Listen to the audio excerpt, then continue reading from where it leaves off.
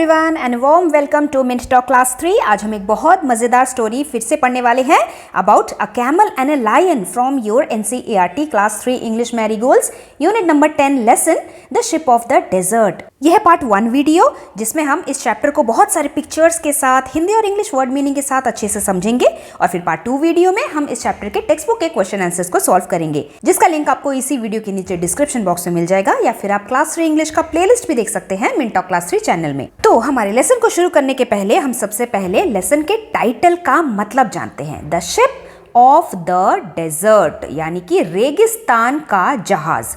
जहाज क्या होता है? शिप क्या होता है? जो पानी में तैर सकता है, जो एक जगह से दूसरी जगह पे तैर के जा सकता है। समुद्र एक ऐसी जगह है जहाँ पे दूर दूर तक हमें सिर्फ पानी और पानी ही नजर आता है। उसी तरीके से DESERT डेजर्ट भी एक ऐसी जगह है जहाँ पे दूर दूर तक हमें सिर्फ रेत ही नजर आती है, जिसे हम इंग्लिश में SAND सैंड बोलते हैं। तो क्योंकि जैसे पानी में चलना मुश्किल होता है, रेत में भी चलना बहुत मुश्किल होता है। रेत के अंदर पैर धंस जाते हैं। हमारे घर के आसपास मिट्टी होती है which is very different from the sand. अगर आप सैंड को अपने हाथों में लोगे तो आपके हाथ के उंगलियों के बीच बीच में से सैंड फिसल के नीचे गिर जाती है। रेगिस्तान में नदी तालाब बहुत कम होता है, दूर दूर तक पानी हमें दिखाई नहीं देता और इसीलिए पेड़ पौधे भी कम उगते हैं यहाँ पे।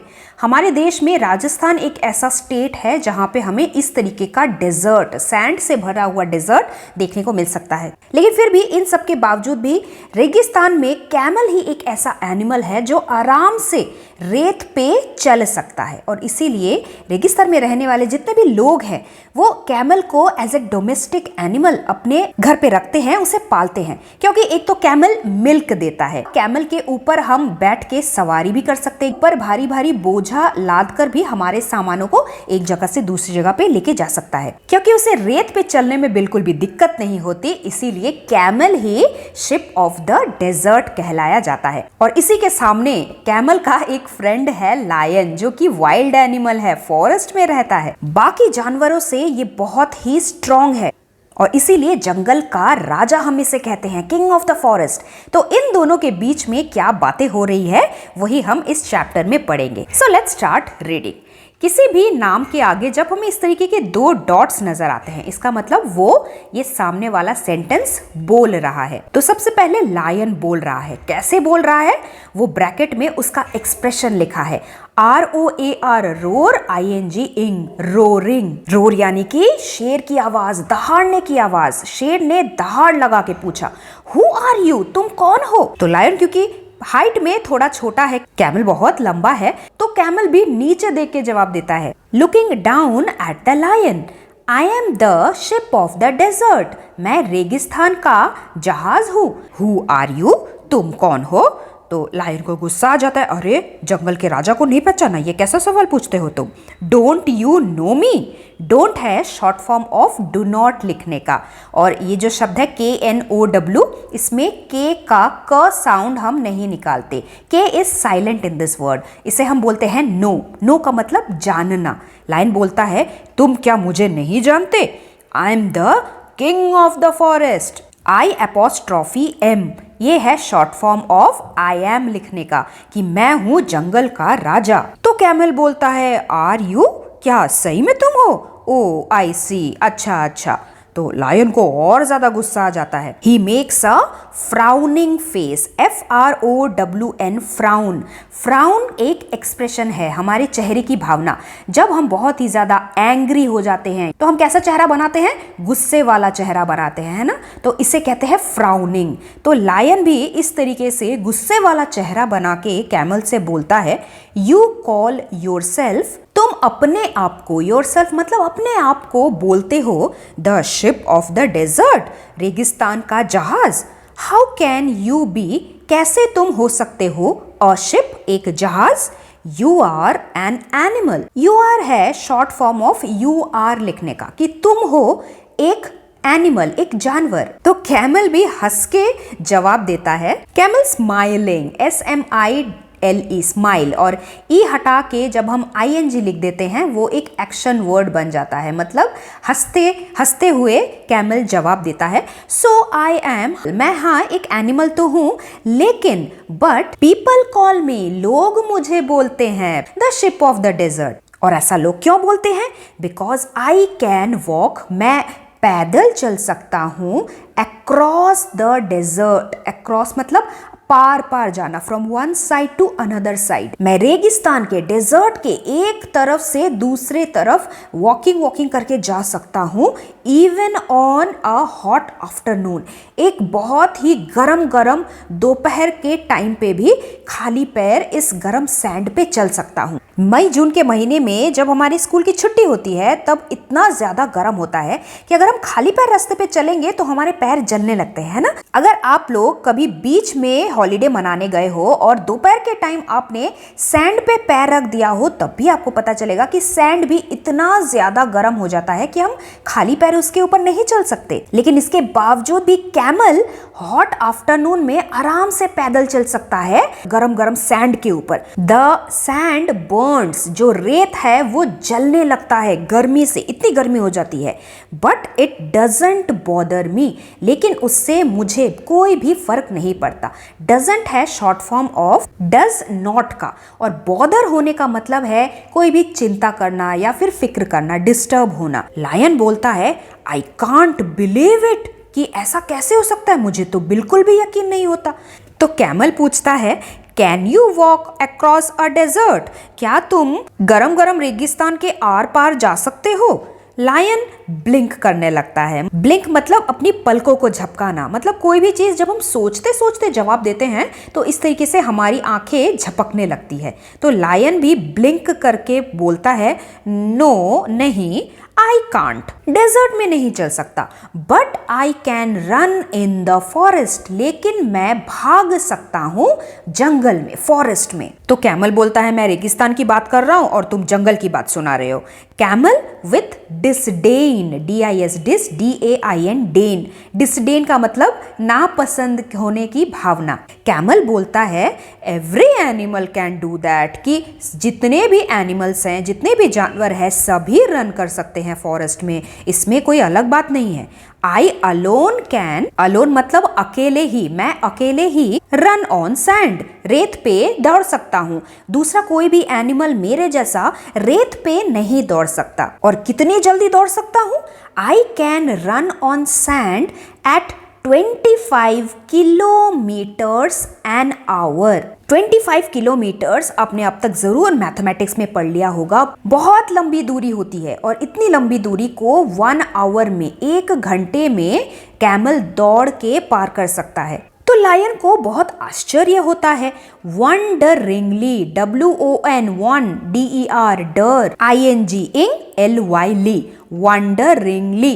तो सोचते हुए वंडरिंगली लायन पूछता है how can you do that, तुम ऐसा कैसा कर सकते हो? तो कैमल बोलता है लुक एट माई फीट, मेरे पैरों की तरफ देखो, दे आर थिक, ये कितने मोटे हैं, एंड पैडेड, पैडेड होने का मतलब कुशन जैसा, सॉफ्ट होता है कैमल के पैर नीचे से, और इसी वजह से कैमल को गर्मी बिल्कुल नहीं लगती जब वो सैंड पे पैदल चलता है। The hot sun does not burn them, गरम सूरज कैमल के पैरों को नहीं जला पाता।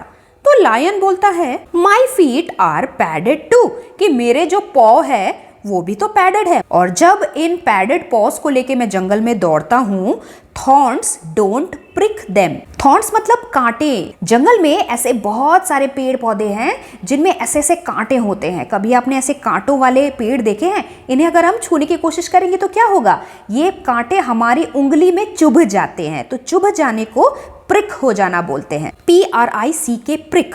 लेकिन ये जो कांटे हैं वो लायन के इन पैडेड पॉज में नहीं चुभ पाते, क्योंकि ये इतने मोटे भी होते हैं। तो इसलिए लायन बोलता है कि and I can run 80 kilometres an our, मैं तुमसे भी ज्यादा फास्ट दौड़ सकता हूँ, 80 किलोमीटर्स 1 घंटे में दौड़ सकता हूँ। कैमल बोलता है यस दैट इज ट्रू, कि हाँ चलो वो सही है, but you can run 80 kilometers an hour in the forest, कि तुम जंगल में बहुत ही फास्ट दौड़ सकते हो, बट लेकिन कैन यू रन, क्या तुम दौड़ सकते हो even a mile on the hot sand, कि गरम गरम रेत के ऊपर तुम 1 माइल भी दौड़ सकते हो क्या। 1 माइल है एक और unit of measuring distance. 1 mile का मतलब 1.6 किलोमीटर लगभग। तो लायन को तो पता है कि वो फॉरेस्ट में तो दौड़ सकता है, लेकिन गरम गरम रेत के ऊपर नहीं दौड़ सकता। लायन बोलता है मे बी नॉट, कि शायद नहीं, बट लेकिन डॉट डॉट डॉट डॉट, मतलब लायन को कुछ और बोलना था, लेकिन बीच में ही कैमल ने उसे रोक दिया। Camel interrupting, INTER, inter, RUP, rup, TING, ting, interrupting, और उसने बोला and you can't live without water for a week, can you, और तुम कांट लिव, बिल्कुल भी नहीं रह सकते, विदाउट वाटर, पानी के बिना, फॉर अ वीक, 1 हफ्ते के लिए भी, कैन यू, क्या तुम रह सकते हो। तो लायन भी बोलता है नो आई कांट, कि नहीं मैं नहीं रह सकता। पर इसमें कौन सी बड़ी बात है, बिना पानी पिए तो कोई भी नहीं रह सकता। I need water every day, मुझे हर रोज पानी चाहिए होता है, बट लेकिन डोंट टेल मी, मुझे ये मत बोलो you can do without water, तुम बिना पानी के रह सकते हो। तो कैमल ने बोला यस आई कैन, कि हाँ मैं बिना पानी के रह सकता हूँ। देयर आर नो रिवर्स, रेगिस्तान में कोई भी नदी नहीं है, और लेक्स, कोई भी झील नहीं है। In a desert that does not bother me, मुझे उससे कोई फर्क नहीं पड़ता, मैं बिना पानी के बहुत दिन तक रह सकता हूँ। कैसे, क्योंकि जब भी मुझे कहीं पे एक जगह पानी मिल जाता है, मैं एक साथ बहुत सारा पानी पी लेता हूँ, और फिर बहुत दिनों तक मैं बिना पानी के रह सकता हूँ। आई कैन ड्रिंक, मैं पी सकता हूँ 200 बॉटल्स ऑफ वाटर, पानी से भरे हुए 200 बॉटल्स एट ए टाइम, एक बारी में ही। लायन को और आश्चर्य होता है। लायन बोलता है रियली, क्या सही में, you must have a big stomach, तुम्हारा पेट सच में बहुत बड़ा होगा। कैमल प्राउडली, गर्व से कैमल बोलता है यस, हाँ I have a big stomach, मेरा पेट बहुत बड़ा है। आई कैन स्टोर वाटर, और मैं पानी को जमा करके रख सकता हूँ, फॉर अ वीक, 1 हफ्ते तक भी। आई कैन स्टोर फूड, मैं खाना भी जमा करके रख सकता हूँ, फॉर 2 वीक्स इवन, 2 हफ्तों तक भी, मतलब कि 2 हफ्ते तक अगर कैमल को खाना नहीं मिलेगा तो भी उसे भूख नहीं लगेगी। Lion showing a lot of interest, lion को और ज्यादा जानने की इच्छा होती है कैमल के बारे में, वो और ज्यादा उत्सुक हो जाता है। That is called interest. Lion पूछता है do you store food in your stomach, क्या तुम अपने पेट में ही खाना जमा करके रखते हो। कैमल बोलता है नो आई डोंट, कि नहीं पेट में नहीं जमा करता। I store it my hump, camel के पीठ के ऊपर ये जो ऊपर उठा हुआ हिस्सा रहता है इसी को हम्प बोलते हैं, और कैमल इसी हम्प में अपना फूड स्टोर करके रख सकता है। और जब उसे खाना मिलता है आई ईट अ लॉट ऑफ फूड, मैं बहुत सारा खाना खा सकता हूँ एट वन टाइम, एक समय में। देन उसके बाद I don't need to eat, मुझे और खाने की जरूरत नहीं होती, for a fortnight, FORT, fort NIGHT, night. Fortnight का मतलब होता है 2 हफ्ता, मतलब 14 डेज। लायन बोलता है दैट्स इंटरेस्टिंग, कि अरे ये तो बहुत मजेदार है, but what do you eat, तुम क्या खाते हो। Camel says I eat leaves, मैं पत्ते खाता हूँ, but there are no trees, लेकिन रेगिस्तान में ज्यादा पेड़ तो है ही नहीं, इन अ डेजर्ट। फिर लायन पूछता है what do you eat there, तो फिर डेजर्ट में तुम क्या खाते हो।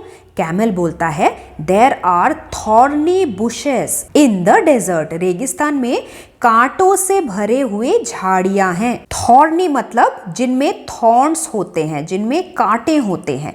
बुशेस यानी कि झाड़ियां, BUSH, बुश झाड़ी, बुशेस झाड़ियां, बहुत सारी कांटों से भरी हुई इस तरीके की झाड़ियां होती हैं जो सिर्फ डेजर्ट में ही उगती हैं, और कैमल इन्हीं के पत्तों को खाता है। The thorns don't prick my thick tongue, तो कांटे उसके जीभ में नहीं चुभते। जीभ का मतलब टंग, जिसमें GUE साइलेंट है। और कैमल की टंग कैसी है? कैमल की जीभ बहुत ही थिक है, मोटी है, और इसीलिए थॉर्न्स उसमें नहीं चुभ। लायन बोलता है हाउ फनी, कितना मजेदार है ये। Camel says mister king of the forest, कि मिस्टर जंगल के राजा, प्लीज कम विथ मी, मेरे साथ आओ टू द डेजर्ट, रेगिस्तान में। लायन बोलता है कि नहीं नहीं, अच्छा ही होगा कि मैं ना ही आऊं तो। I can't walk on burning sand, मैं तो गरम गरम रेत पे नहीं चल सकता। I can't store food and water, मैं तो अपने बॉडी में खाना और पानी भी जमा नहीं करके रख पाऊंगा।